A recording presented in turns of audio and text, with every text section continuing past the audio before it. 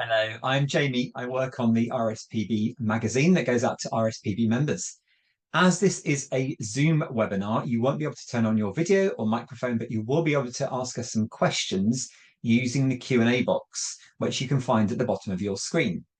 We've got some time allocated at the end for those questions, and we'll do our best to answer any that are left over after the event. This session is being recorded. There's no chat function enabled for this event. If you have any technical issues, there is someone from the events team with us today who may be able to help, although for some Zoom related issues, we may not be able to offer any support. Welcome to the first webinar in our series of 4 about migratory birds and their incredible journeys.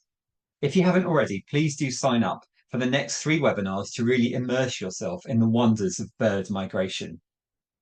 I love it. This is the most amazing thing. I always think, isn't it really, really cool that something with less kind of body mass than my hands can gobble up a few insects, shoot into the sky, and then just whiz through the air for thousands of miles? It's just an amazing concept. Now, there are about 2,000 species of bird worldwide that are classified as regular migrants. That's about 20% of the world's total. Well, we're talking about the UK here. So in spring, around 50 different types, species of migratory birds arrive here. So right now we're in the middle of a very exciting time. But why do birds move? Some species migrate to make the most of resources that are plentiful at particular times of year. For example, food. And we know that we should have plentiful insects and caterpillars when the birds here are trying to raise their chicks.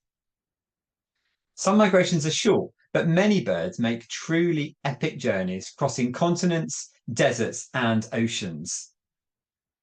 Now, today's session is about a very, very interesting example of a migratory bird, and one that is much loved throughout the UK, so much so that there are quite a lot of independent local swift groups that campaign locally to make sure that there are spaces for these birds and places for them to come and raise their young. And of course, much loved across RSPB members too. So we're going to hear from a range of brilliant speakers, as well as watching films celebrating all things swifts. We're going to hear from scientific experts, passionate campaigners, and discover how people have been volunteering their time to help these amazing birds. Now, we're running a little poll at the moment. You should see on your screen a question about whether you can identify or tell the differences between swift swallows and house martins. And I'll share the results with you shortly. Let's see if we can get the results up.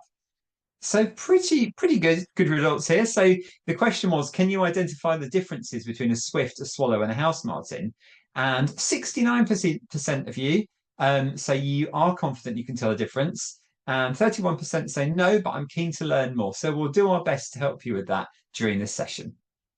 Now, first of all, I'm going to welcome to the stage my colleague Luke Phillips, who's the RSPB's public engagement campaigner. And in these sessions, throughout all these sessions, Luke is going to be trying to deliver a sort of a weather forecast, a bird migration forecast, trying to guess what's going to be arriving on our shores over the next week or so. Over to you, Luke. What can we expect? Yeah, cheers, Jamie.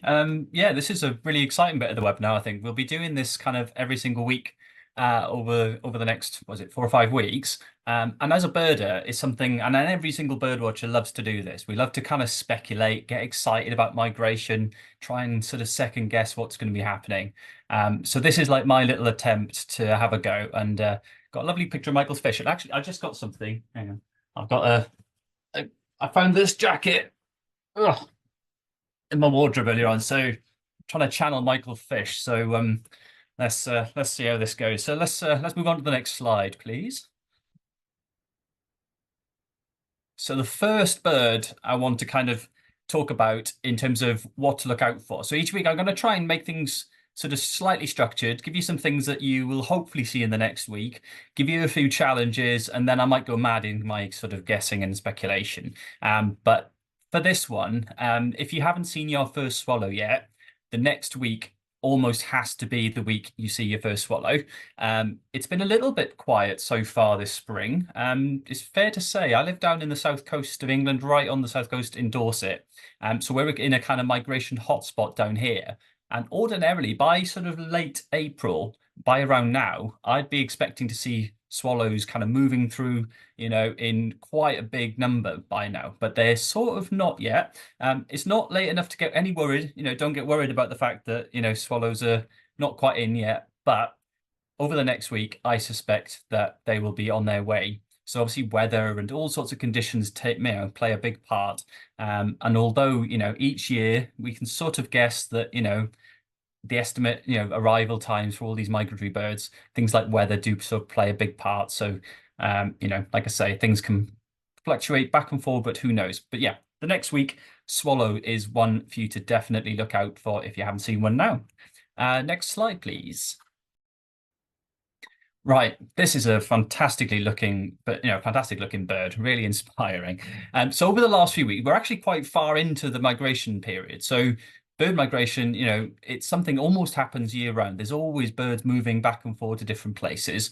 Lots of our winter birds have kind of left now. Some are still lingering around.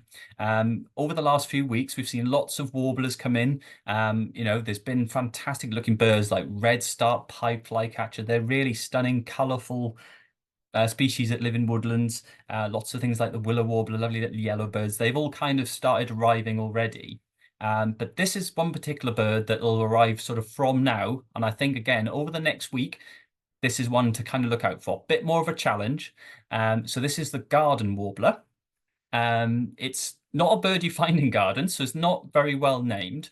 Its Latin name is Sylvia borin, which again, I don't think this bird is that boring, but in its plumage, it's pretty plain, unfortunately. And that's one of its identification features. It's just pretty plain. The only real standout features for me anyway is the kind of quite a stubby beak compared to some of the other warblers, and this sort of slightly grayish color that you get on the back of the head.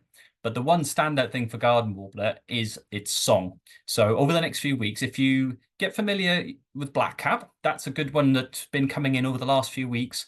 Some people will have even seen them in the winter, feeding on the bird feeders. But they've got quite a lovely melodic song, little scratchy elements. But if you elevate that and make it a more fluid and really melodious, gorgeous song, and if it's coming from some thick scrub somewhere, so not a garden, like I say, some thick scrub somewhere, then it could well be a garden warbler. But they're found up and down the length of the country.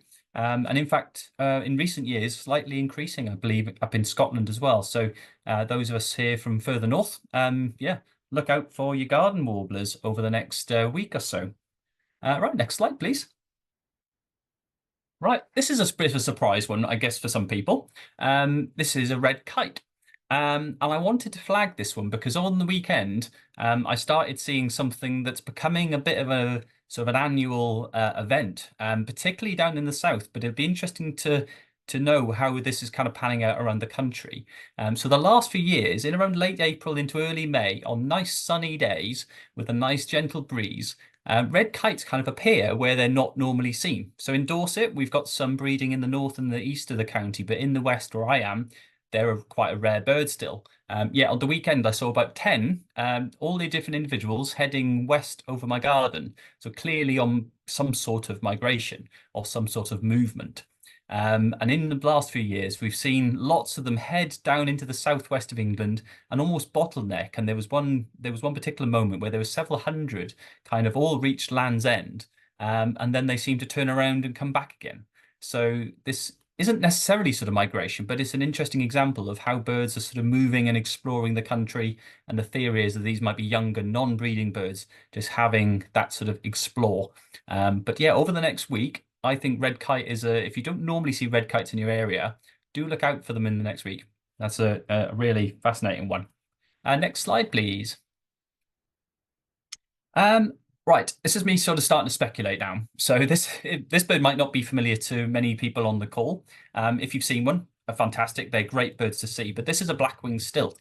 And I just wanted to kind of touch on a few potential rarities that might show up over the next week. So in past years, a late spring, we see a sort of varying numbers of Mediterranean species. These are birds from maybe Spain. They're predominantly wetland birds. Or singling out black-winged stilt because actually we haven't seen many arrive in the UK yet this spring. In fact, just one, maybe two. There was one at RSPB Frampton Marsh over the last few days.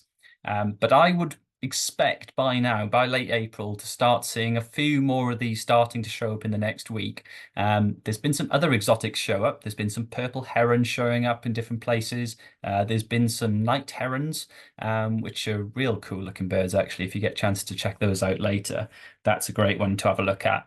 But yeah, some exotic wetland species showing up. And just this morning, actually, this is how sort of hot off the press, bird migration is. I was getting some messages through from a local WhatsApp group that gets me all sorts of interesting bird news, and there was clearly sort of other wetland birds starting to move north. So there was lots of mention of bar-tailed godwit this morning.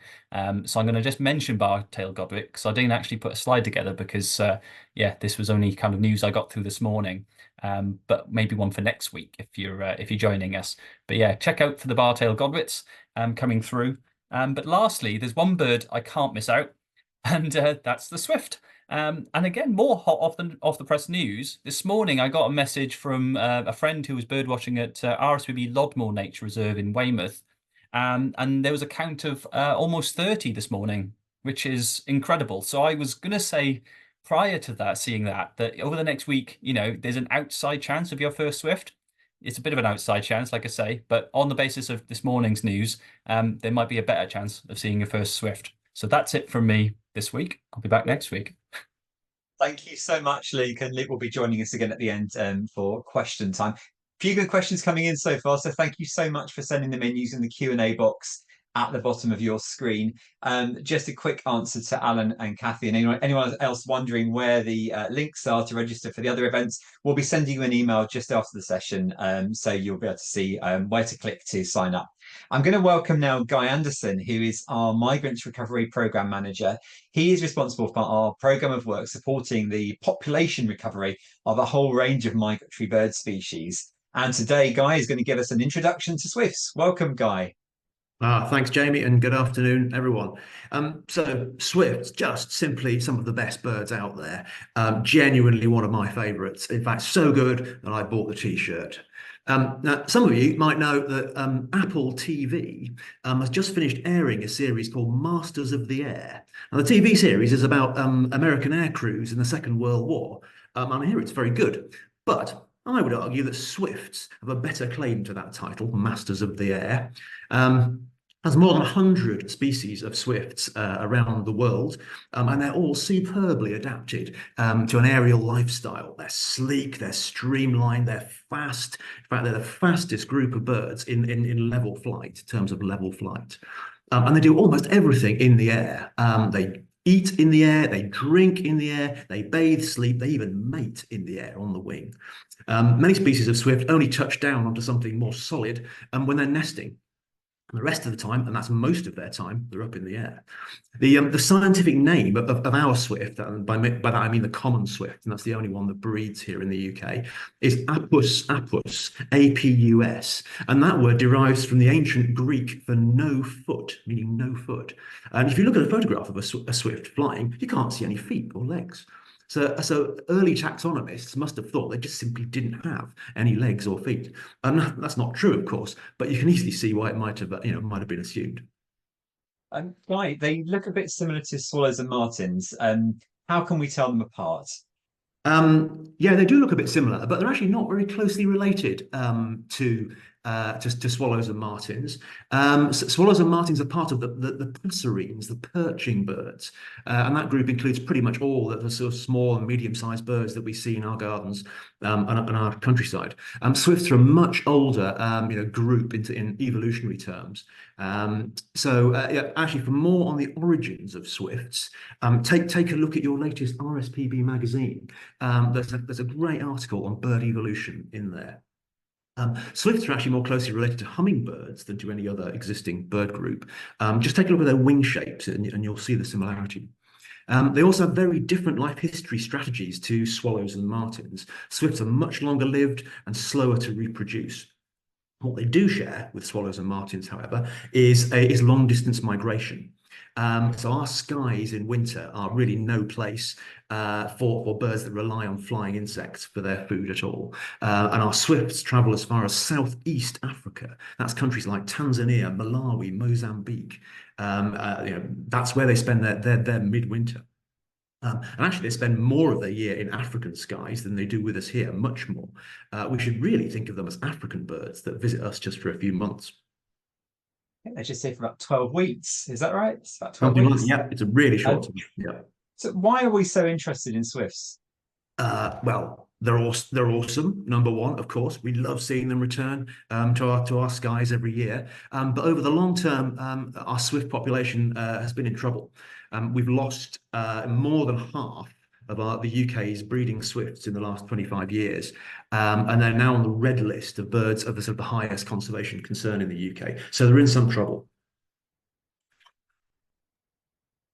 Why is that? Do we know? Have you got any ideas? Is it one thing or is it lots of things? Yes, that's a good question. So we know some things about why the problems affecting our swift population. Thankfully, there isn't any evidence there's a problem for adult swifts surviving from one year to the next. Survival rates have remained pretty high and pretty consistent over recent years. But what about their ability to produce chicks? So can they still breed successfully? And specifically, is there enough food around out there to allow them to raise chicks? There's evidence that numbers of flying insects in the skies above regions like Europe and North America, those have declined, a lot in the last 50 to 100 years. And often we blame that on, changes as to how we manage our farmland and our forests and our water. So has this had an impact on swifts? Well, maybe. But at the moment, there's actually really rather little direct evidence for this. Now, that's possibly because it's actually a super hard thing to study, to get a handle, to do the science on. It's really challenging, but also it might just be because swifts are so well adapted to their lifestyle, to this aerial life that they lead, and just how resilient they are as a result. That they are really good at finding whatever food is up there in the skies and available to them, because they have to be. So they're really good at doing that. So basically, the jury's still out on whether flying insects and changes in flying insects have had any effect on swift populations. However, what we do have really good evidence for is that in at least some areas, swifts are really short of nesting sites. The vast majority of our swifts nest in holes in buildings. A few still nest in tree holes, in nooks and crannies, in cliffs and crags, but the vast majority are in buildings. Or at least that's where they would nest. If we weren't increasingly making it difficult for them to do so. So modern methods of constructing and renovating buildings, particularly the roof spaces, seldom leave accessible nooks and crannies and holes for swifts to nest in. They're a hole nester. So, and if we lose old buildings completely, we often lose the swifts' homes as well. So we do know that this is a real and present danger for swifts. But there is something we can do, isn't there? And I know Hannah's going to go into this. Hannah Bourne-Taylor, our guest today, is going to go into this in a little bit more detail later. But there are things we can do. There is hope, isn't there, Guy?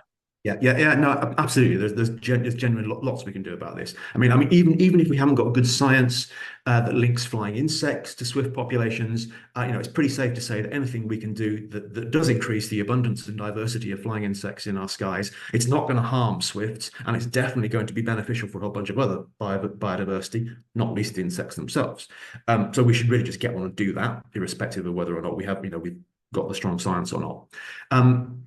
And we do know absolutely that protecting nest sites and providing new nest sites, and this is what we're going to come on to in a minute, really does work for swifts. If we can put the right nest boxes in the right places, swifts can find them, swifts can use them, and swifts can breed successfully in them. So it's the nest sites that is something that we can really focus on to make a real difference for swifts now. Thank you so much, Guy. And we're going to be hearing a little bit more about nesting sites shortly. We're going to be joined now by Laurinda Luffman, who's the RSPB's head of trusts and foundations. And she's also the RSPB species lead for Swift, championing our Swift conservation work and liaising with RSPB Swift groups and Swift local network groups across the UK. So when Laurinda joins us, Laurinda is going to introduce a special little film that we've had made, which looks at how we kind of provide those homes for swifts. Let's go straight to the video. Yeah, sad profile, yeah? Sweet. Yeah, it had to be the Swift mode. As soon as you've done this, you can have your dinner. but you've got to perform first. This is going to be winner. Was that a swift that just went past them? Who here likes swifts? Me.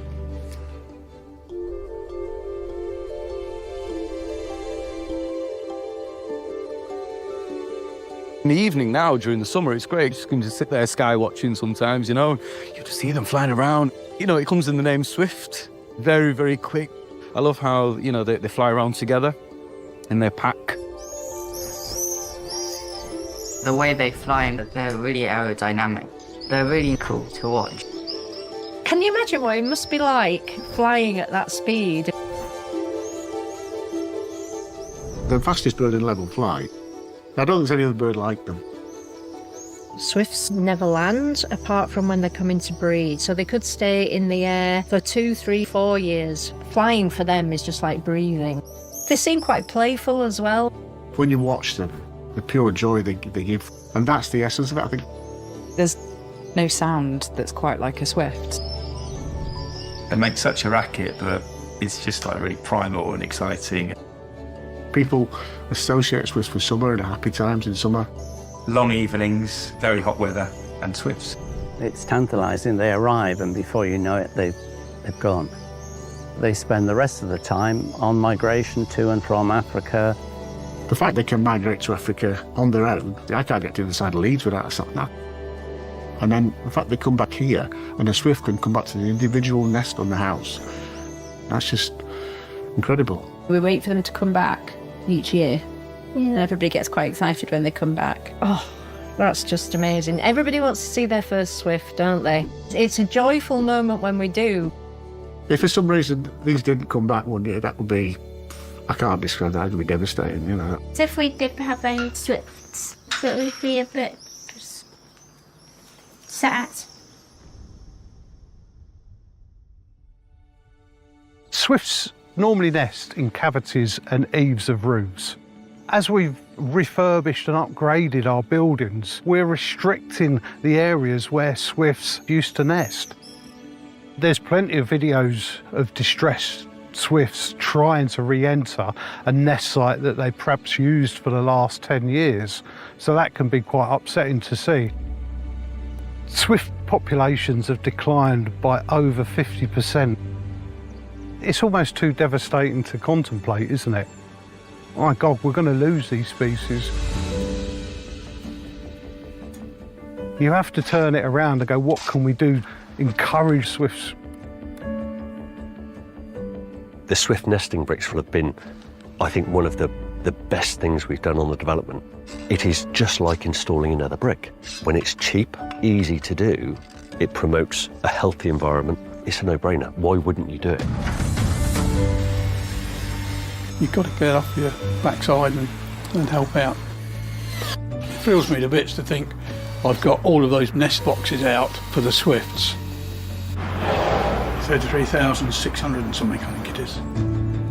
I started putting boxes up in 2012. More and more people was happy to have boxes put up on the houses, and so there's now about 20 houses that have got boxes. You can provide substitute nest spaces, that's the thing. With a bit of help, swifts can recover.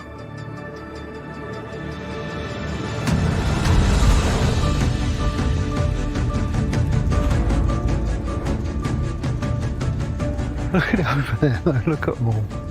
Providing nest boxes and swift bricks is a no-brainer. So we need to talk about the successes all around the country. Welcome to Swift Park Avenue. Oh, so we're going number 3. Yeah. Yep, so It's definitely helped to gel us as a street. You know, there's a new talking point, you know, rather than noise pollution or whatever, the bin's not getting collected. you hear that noise, and it's summertime, isn't it? I think the feel-good factor for a street, you know, how much it brings to a community, so it's absolutely fantastic. I've seen a swift go into it. The swift nesting bricks has also given a boost to the numbers of sparrows. So it's good news all around about the value of what we're doing. And I am a convert. I'm so glad they're here. It's a reminder always like they're part of a bigger thing. They're a bit like friends to us. It's called the Swifts. It loves them to bits. We watched them out of the window flying in and out. Why would you not want nature as close as you could get it? Nest boxes and Swift bricks is a no-brainer. We need to provide nesting sites. Here in a mowlet, that's fantastic.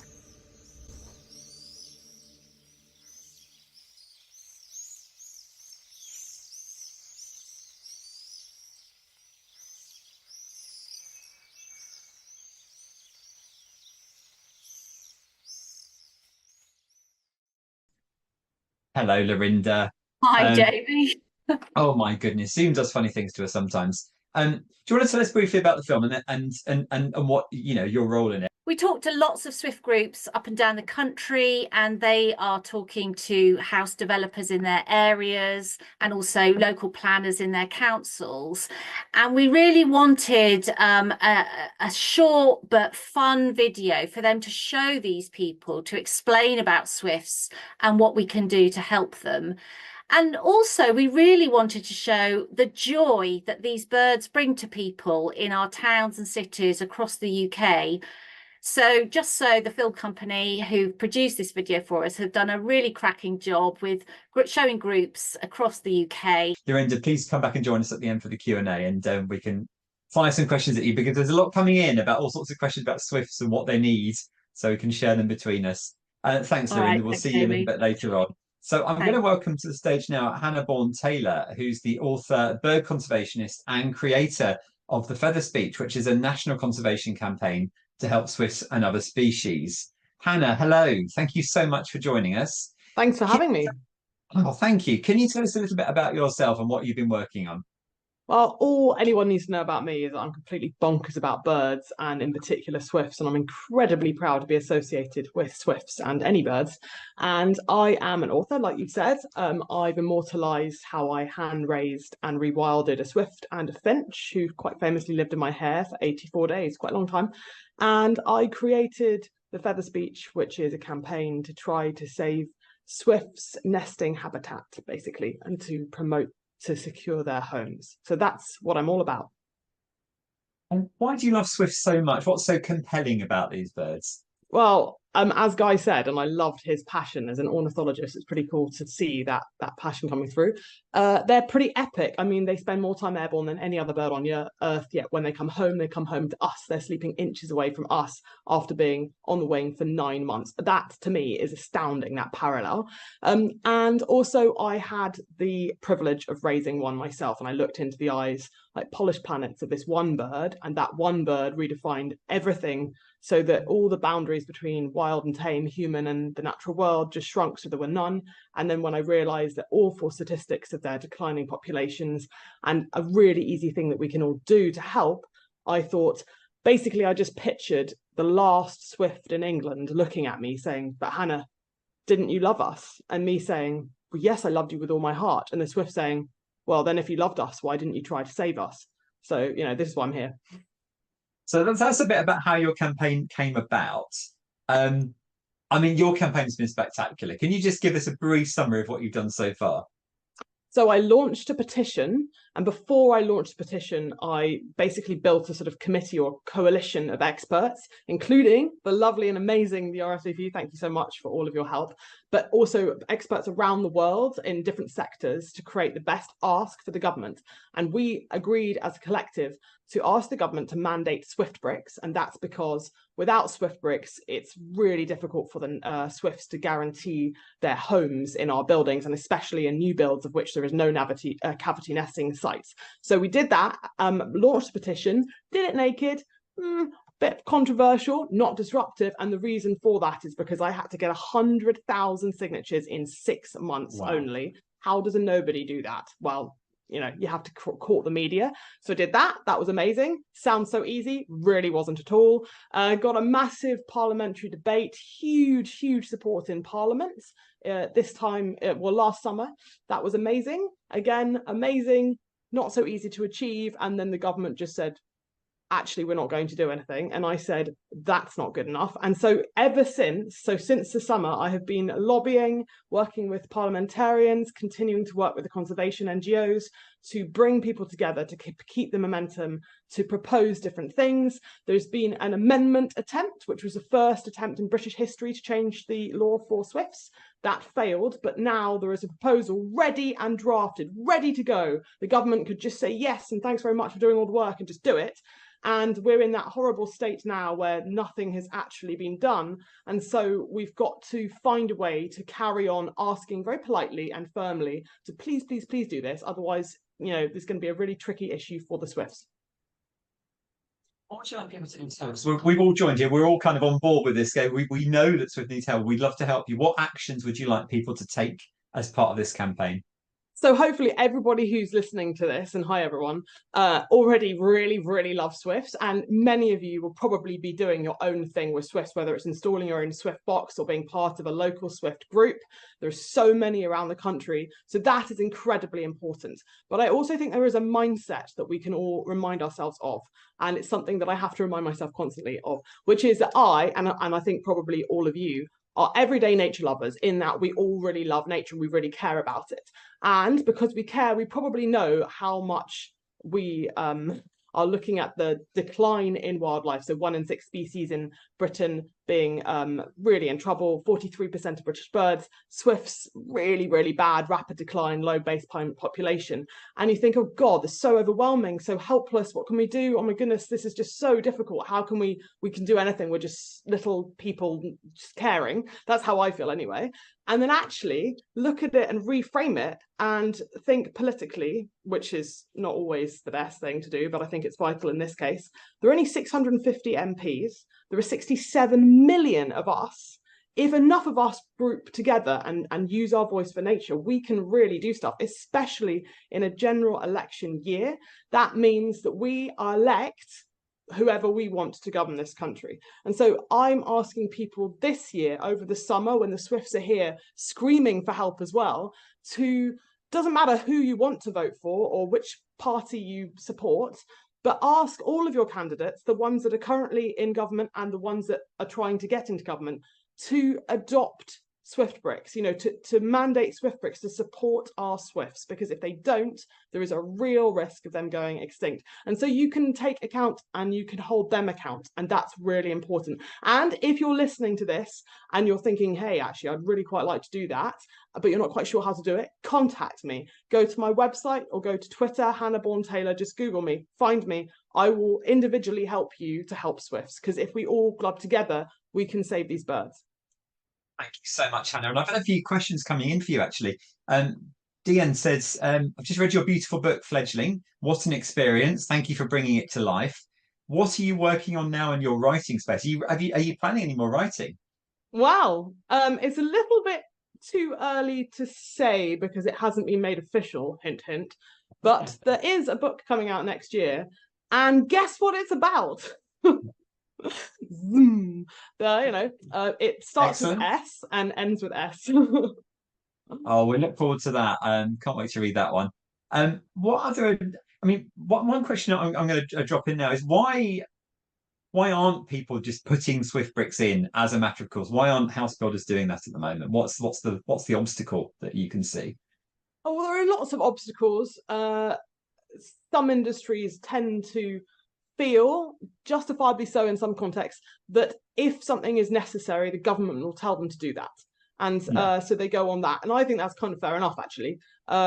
House builders are doing quite a lot, and some house builders are doing a lot. The thing is that it really needs to be on a national scale, just to counter the fact that the nesting sites are being lost on a national scale, but also to counter the fact that new builds, and in the next 10 years, it could be millions of houses built, do not have natural cavities for any birds because of the climate mitigation measures. So if we want to remove that sterile risk, we really need to put Swift bricks in. And, actually, there are people doing a lot, but there's a lot of ignorance about this subject, less so now, but there is. And, it would be a very clear instruction and one that could be practically implemented if the government just acted on behalf of birds. And actually, I think personally, as just a member of the public, I don't think it should be left to volunteers to save a species. What do you think? Really good point. And if there's one thing that you want people to think about swifts as a takeaway from this session, what's the one thing you want people to remember?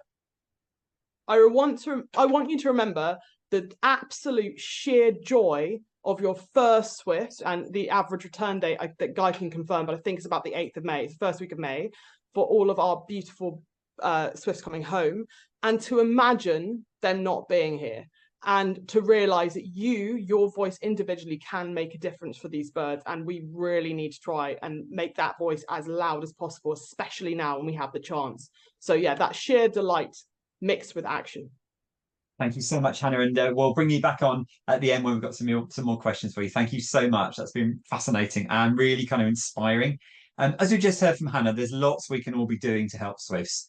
And this has been true of one of our wonderful local RSPB groups. And I had the great privilege of going to Malvern to film with this group, with the Worcester and Malvern group, last year. And they've been doing amazing work to help swifts in their area. Let's take a look. We're the Worcester and Malvern RSPB local group. We have 200 members, and we do our conservation projects, which we're very proud of.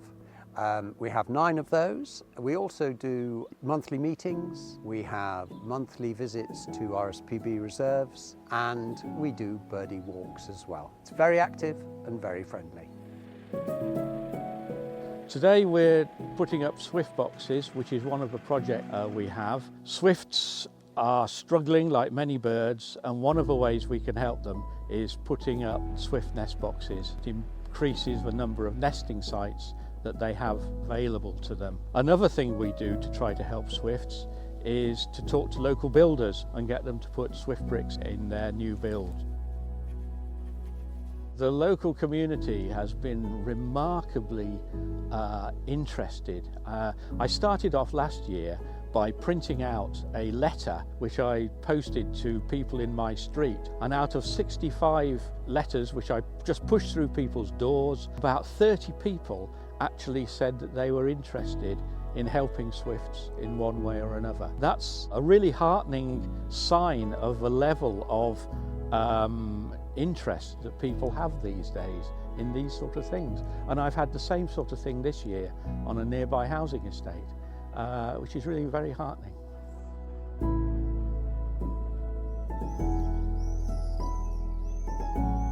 It's wonderful being part of a group that actually loves nature the way I do, and we're able to go out. So for instance, if it's cold and wet and you feel, oh, I don't want to go out there, but if there's a group going out there and we've got a trip happening, then that's what's really lovely. And we have great fun on the bus, and then we get there and we normally have coffee, but we really enjoy that togetherness.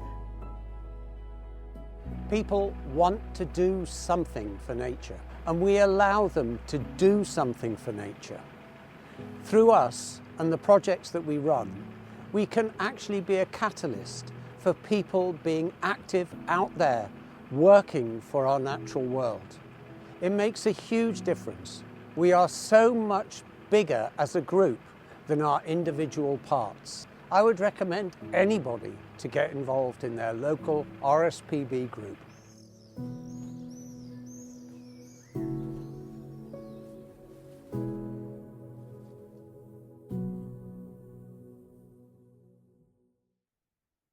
Hello. Now, that was wonderful, wasn't it? And I think our RSPB local groups are just amazing.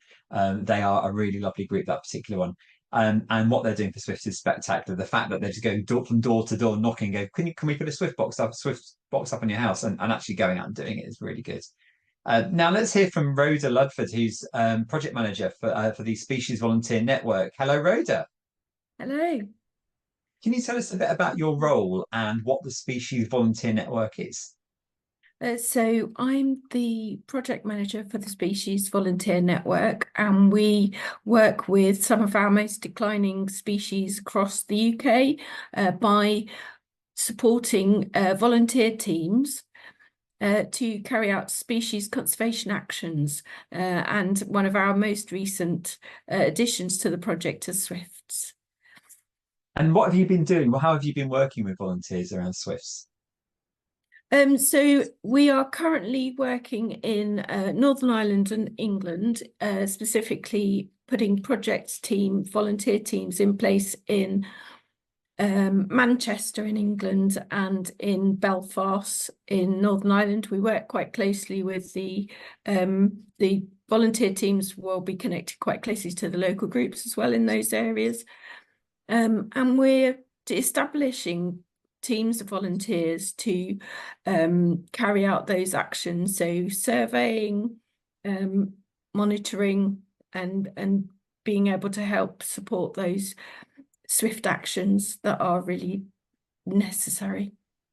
That's great, because we kind of, I think from what everyone's been saying, from what Guy and Hannah have been saying, we kind of know what the answer is almost with swifts, don't we? So it's actually being able to get people out on the ground to go and kind of champion those birds, almost as the local group were doing, their door to door, but also to your local politicians, your local kind of elected representatives.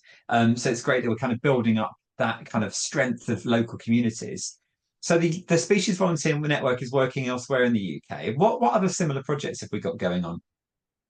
So at the moment, well, the RSPB is involved, as you heard, with swifts across the UK. But at the moment, SVN is in Manchester, but we're working quite closely with similar projects in Birmingham, in the West Midlands. And as we grow, we will be dealing with the swift projects throughout the UK. That's wonderful to hear. And of course, we're doing this as kind of addressing them as a city bird, as an urban bird, whereas lots of people think that the conservation happens out in the countryside. But with swifts, it's very much kind of in towns and cities, isn't it? That's what's so fascinating about it, that we're looking at, where we live, most of us. It's very exciting to be able to look at how we can support them in this setting. It is new to us, which is why we're quite excited to be doing it. And it also means that these volunteers are working with a lot more than just surveying. So there's the caseworkers, has been mentioned earlier. So we've got volunteer coordinators helping us manage teams of volunteers to do a lot of surveying, identifying where the swift boxes, where they're actually being used and where they're being nested in, surveying that, monitoring them. There'll be monitoring roles. We've got casework roles where volunteers will be helping us dealing with local authorities and campaigning in that way. And also we're providing a little bit of a network for those volunteers so that they can know what else is going on in their areas, as well as knowing what's going on across the UK as in those other project points as well, and building that network. It's just so exciting. This is just brilliant work. I'm going to welcome everyone back onto the stage shortly, and as they're coming back in, and thank you, Rhoda. That was wonderful. I know you stepped in at the last minute to help us out with this one, but it's been really great to hear what volunteers are doing. So just to summarise what we've heard so far, we know that we need to kind of boost the numbers of insects. We know that swifts need homes, and we know there are ways to go about arranging these. There is a Swift Awareness Week coming up, actually. So that's Saturday 29th of June to Sunday the 7th of July. And we've got a link we can put in the chat now, so you can see all the ones that we found out about so far, we know about so far. Many of them, and most of them, in fact, are run by those independent local Swift groups. And there was a question earlier about how do I get my event added to that list. Well, do get in touch with us after this session. You can contact us through the events team. They'll pass the message on to me, and I will make that arrangement for you. There is a Swift box that we sell on the RSPB online shop. You can get 20% off it at the moment with this code, which we'll show you on the screen. That is TRA604. And of course, you can join in with Hannah's work, the Feather Speech campaign. So yeah, lots and lots that we can all be doing. And there's a Swift poll that's popped up on your screen right now with a few things that you might want to take part in or ways you can help out. So let's bring everyone back, because we've got a lot of questions to go through. Everyone's really, really interested in this subject, and we've got a lot we can talk about. Some really good suggestions as well. So Mark has said, ask your local men's sheds group to make your nest boxes. Yeah, get those local community groups involved. People love creating these things. So that's a really nice one. Josh, thank you for your kind comment about my swift earring. Celebrating the return of these birds. Hello, everyone. Welcome back. I can see everyone popping back up on my screen. I can see Rhoda, Hannah, Luke, Guy, and Laurinda. Hello. Mark has asked a really good question. He says, why can swifts smell? I think the swifts can smell. Can they? Anyone want to take that one? I'm looking at Guy. Can swifts smell? I have no idea how good their olfactory sense is. Suspect it could be better than we realise. We know birds are quite good at detecting different smells associated with air masses and with water bodies, and this probably helps them navigate. So it might not be in the way that we think others smell. I'm not sure we know very much about that. Yeah, good one. I mean, we talk about smell when it comes to birds like shearwaters, but yeah, swifts we're not so sure about. Key question here from Neetha, because I think we promised to do this a bit more. Can we talk a little bit more about how we identify swifts as opposed to martins and swallows? And I don't know whether our events team can kindly pop the we had a nice picture of the swift earlier, whether we can get that back on screen. No worries if not. Anyone want to take that one? Who wants to do a bit of ID guide for us? Guy's got his hand up. Yeah. Guy, you have the floor. What's the difference between a swift, a house martin, and a swallow? Right. Okay. So swifts pretty much all dark.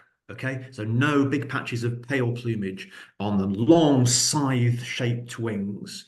And along what looks like a pointed tail, but when they turn, they can fan it, and you can see that the fork in the tail. They have a little pale patch on the throat, but they don't have the white belly, the pale belly that swallows and martins have. So swallows have got a pale belly, dark throat, all dark upper parts, but very long tail streamers. House martins have got white underparts, and they've also got a white rump on the back as well. Sand martins, sandy brown on the back, pale on the underside, little narrow breastband. Swallows and martins are also smaller than swifts. They're about half the weight of a swift. Swift comes in about 45-50 grams. And think about their calls. Swallows and martins are all part of the perching bird family. They all have quite pleasant, jangly, jittery calls. Swifts, so if you imagine what a small flying dinosaur which sounds like that's basically what birds are, small flying dinosaurs. That screaming, that harsh screaming call, that's what swifts do. I someone made the point actually about that kind of phrase of screaming. I know we discussed this in the RSPB. Do we say scream? It sounds a bit negative. Do we say like exuberant calling? But it is a bit of a screamy noise, but a key one, I think. I've got a couple of questions for Rhoda actually. So Miranda and Joanne are very interested in volunteering, I think. How can people get involved? I presume we can pop a link in the email we send out after this, but how can people get involved in this work, Rhoda? So all of the opportunities as they come up go into our Assemble. You can get to it via the RSPB website and have a look. We don't have information ourselves on there at the moment, but we will do soon, which is great. If you're really interested in getting involved, do go on the website and have a look at those roles that are near you. Alternatively, if you're particularly interested, you can also contact us at Species Volunteer Network at rspb.org.uk. Okay, thank you very much. Graham said he's obviously spotted that we're advertising for volunteers in certain places. Are we hoping to roll that out elsewhere, or is it too early to say? Yes, we're definitely going to be rolling those out further afield as soon as we get the pattern right in Manchester. We'll be looking at those options. The project is fast growing, so it will be coming. Brilliant, thank you. Laurinda, one for you. This is from Claire, who says, how easy is it to retrofit a swift brick to a house? Or would a box be easier? So Claire's saying a brick would be more permanent, so it must be better if possible. Stops a new buyer of the house taking it off again. Laurinda, what do you think? It's a great point, Claire, and bricks are great because obviously they're there in perpetuity. They also stay a bit cooler in the summer, and as we get hotter weather with climate change, they provide that sort of better kind of temperature control inside our brick walls. You can now get these amazing bricks called S bricks, which can be retrofitted into your house, and you can even get them matching the color of your bricks. Oh, Hannah is showing one here, so you can see that's got a red matching brick front, but you can get them in other colors as well. I think they're amazing. They don't take long to install. I think the company that produces them, Action for Swifts, even have a video now that show you how easy they are to retrofit. So if that's the way you'd like to go, that's brilliant. But obviously you can also get very sturdy nest boxes as well, which have long lifetime guarantees on them. So that's a secondary option if you don't want to go down the brick route. Thanks, Laurinda. And thanks, Hannah. It was very, very handy you having one to hold up there to show for us. Luke, I've got a question for you because this is more about migration in general, I think. Martin says, why do swifts bother with the risk of migrating north to the UK for just 12 weeks if they could stay in warm Africa with ample flying insects? And that would apply to a lot of these kind of species that come up to spend the summer here, insect eaters. Why don't they remain in one place? What's the reason? Yeah, well, essentially, I mean, Britain, a lot like a few people said earlier on, these birds are not really with us for very long at all. It's just kind of literally coming to hit this country to breed. And one of the reasons is because it's pretty mild, it's pretty wet, it's quite a green country, the UK. There's, it could obviously be better. There's a lot more greenery that could be created in terms of habitat. But yeah, biomass of insects in the UK is pretty high. So, birds tend to go to breed where there's enough food to feed the chicks. And clearly, obviously, nesting a habitat as well. But yeah, it's mainly about all those insects. But as has been mentioned, lots of our migratory birds are in decline, and food is a big issue. And I mean, there's all things that it's been great hearing everybody's kind of enthusiasm putting nest boxes up and all the work we can do for swifts, which is superb.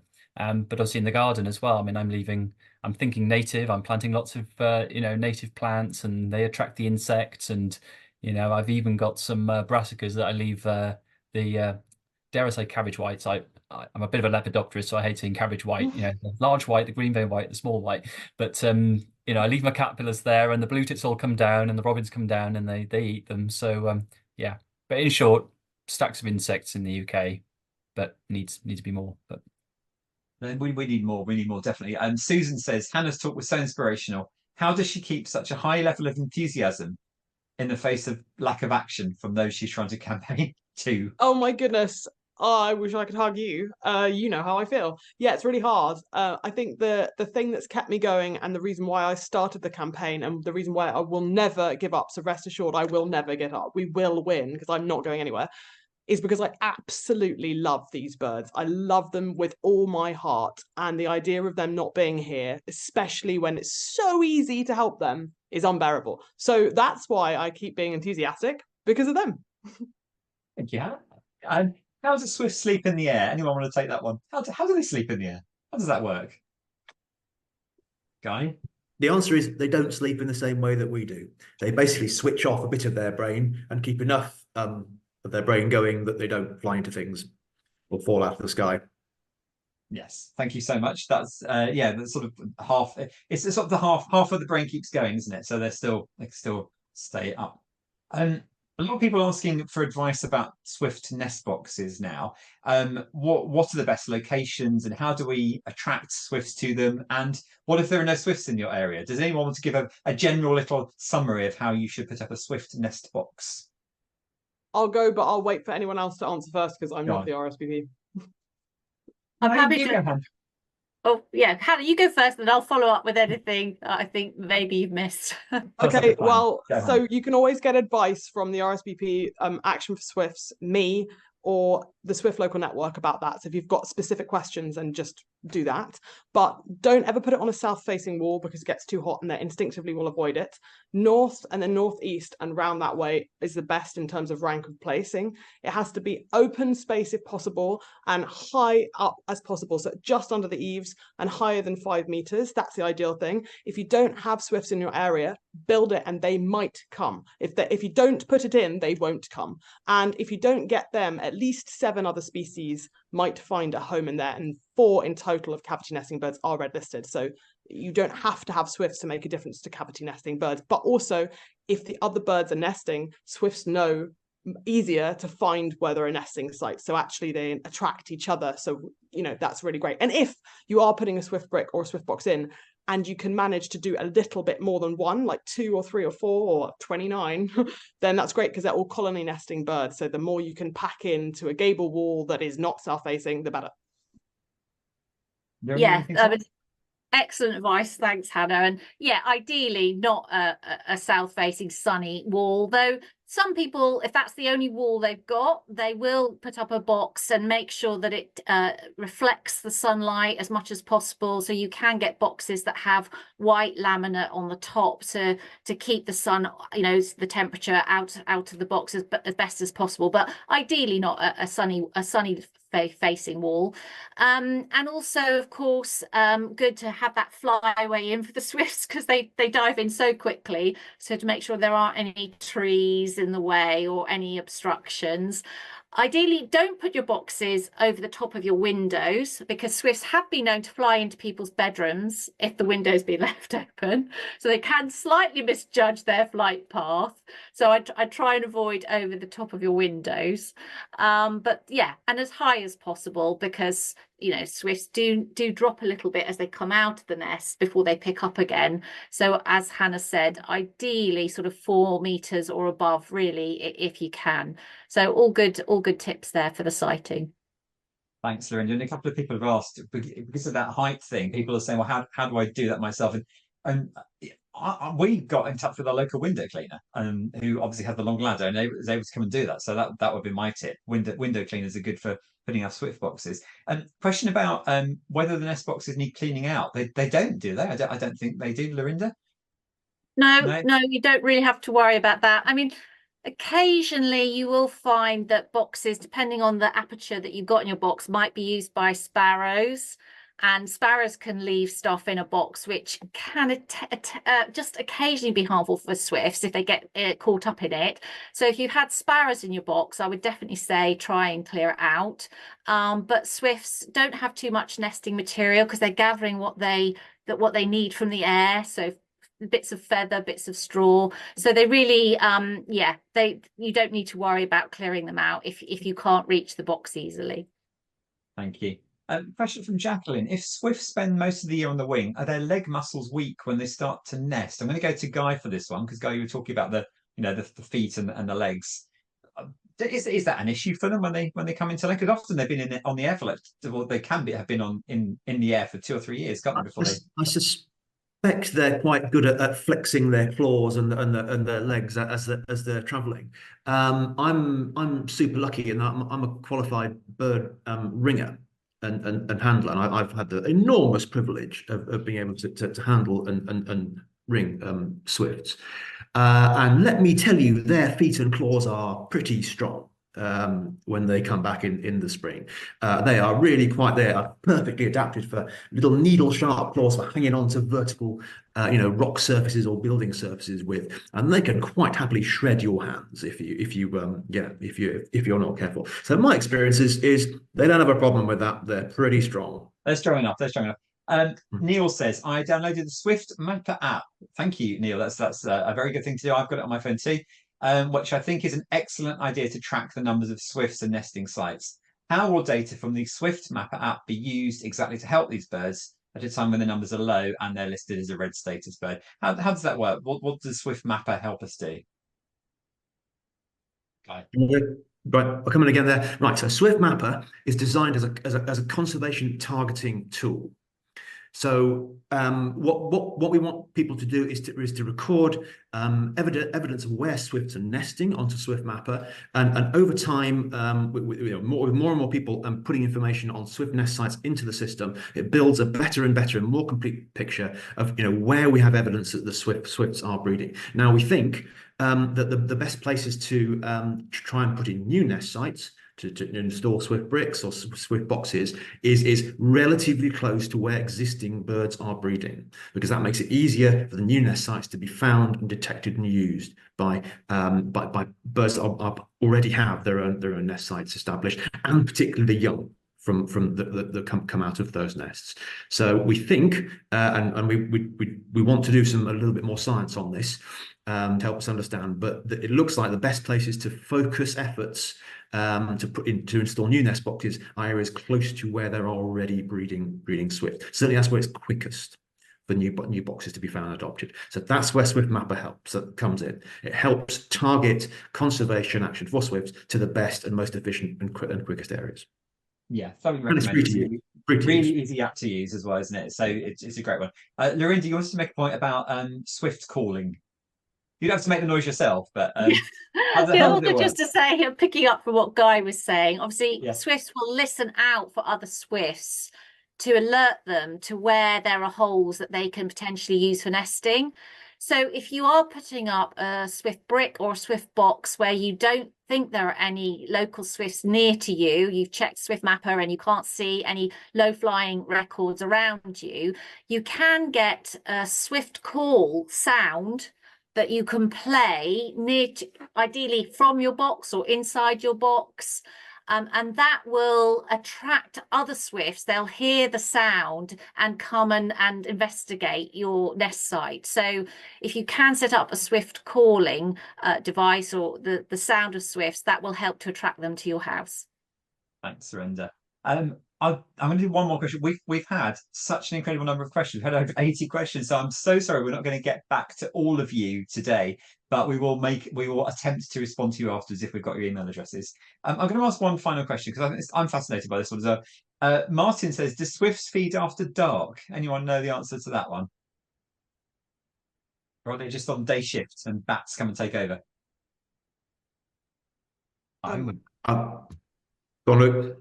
No, I mean, I would say probably not. I mean, they rely on their eyesight heavily to find the food. So I would say, yeah, very, very unlikely, unless it was accidentally right in front of their face at night and they flew into it and happened to be yawning, maybe. Yeah. Not Well, we'll say no to that one. Thank you very much, Luke. We're going to have to wrap up there because we've merrily run over slightly.